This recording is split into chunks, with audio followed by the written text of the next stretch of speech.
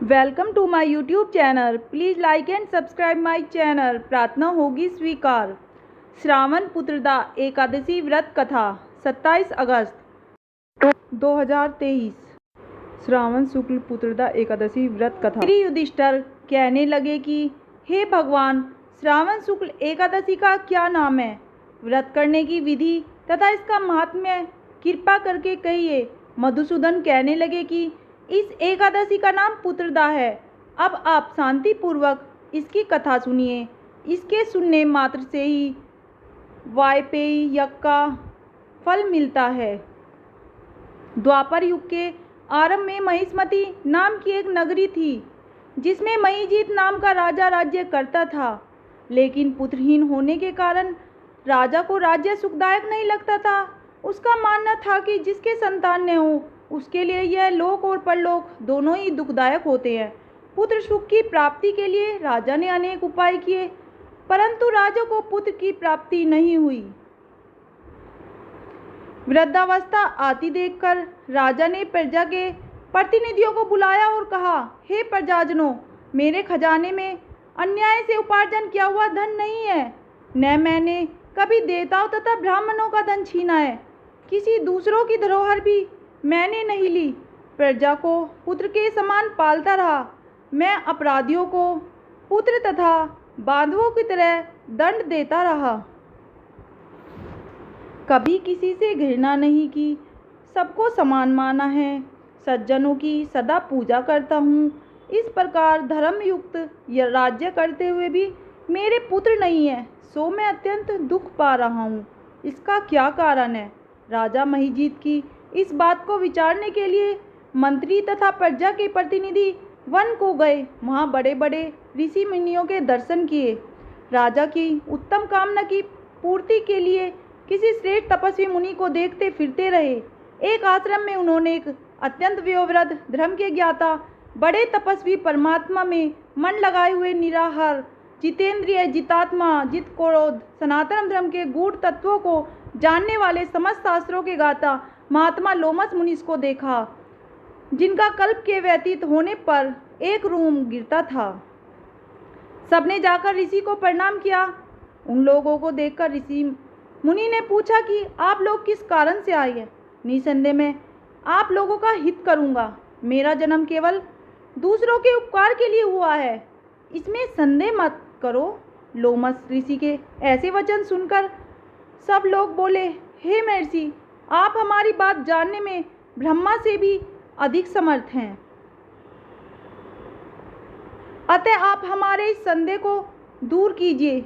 महिष्मती पुरी का धर्मात्मा राजा महीजीत प्रजा का पुत्र के समान पालन करता है, फिर भी वह पुत्रहीन होने के कारण दुखी है।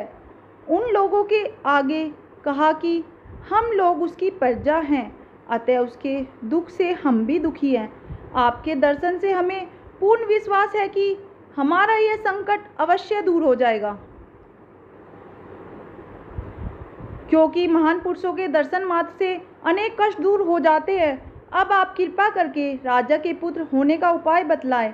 यह वार्ता सुनकर ऋषि ने थोड़ी देर के लिए नेत्र बंद किए और राजा के पूर्व जन्म का वृत्तांत जानकर कहने लगे कि यह राजा पूर्व जन्म में एक निर्धन वैश्य था।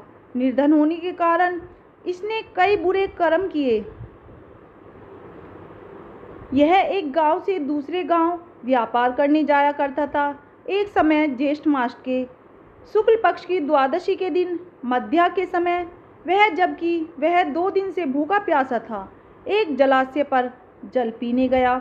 उसी स्थान पर एक तत्काल की ब्याई हुई प्यासी गोमाता जल पी रही थी।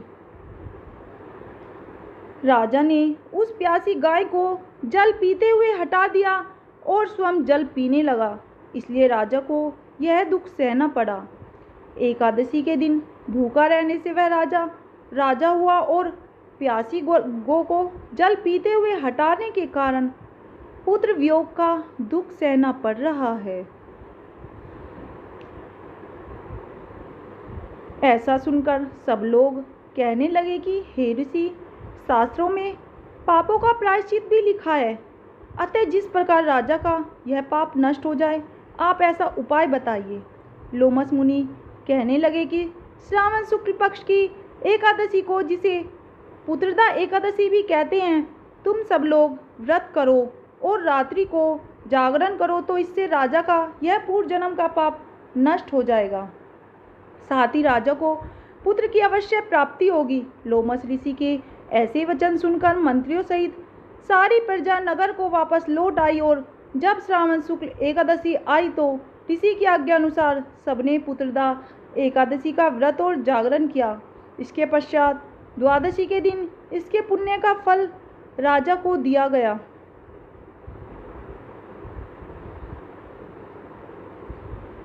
उस पुण्य के प्रभाव से रानी ने गर्भ धारण किया और प्रसव काल समाप्त होने पर उसके एक बड़ा तेजस्वी पुत्र उत्पन्न हुआ।